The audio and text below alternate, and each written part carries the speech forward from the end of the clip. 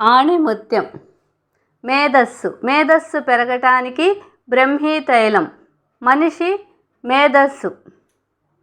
దీన్ని తయారు చేసుకునే విధానం: సరస్వతి ఆకు రసం 400 గ్రాములు, నువ్వుల నూనె 800 గ్రాములు, ఉసిరికాయల రసం 400 గ్రాములు, నీరు 32 మిల్లీలీటర్లు. ఇవన్నీ కలిపి వాటిని కరక్కాయల బెరడు 60 గ్రాములు, జటామాంసి 60 గ్రాములు, లవంగపత్రి 60 గ్రాములు, చందనం 26 గ్రాములు ఇవి కల్వంలో నూరి పై వాటిని కలిపి కాచాలి. ఈ తైలం మెదడుకి బలం చేకూర్చి జ్ఞాపక శక్తి పెరిగేలా చేస్తుంది. ప్రయత్నించండి.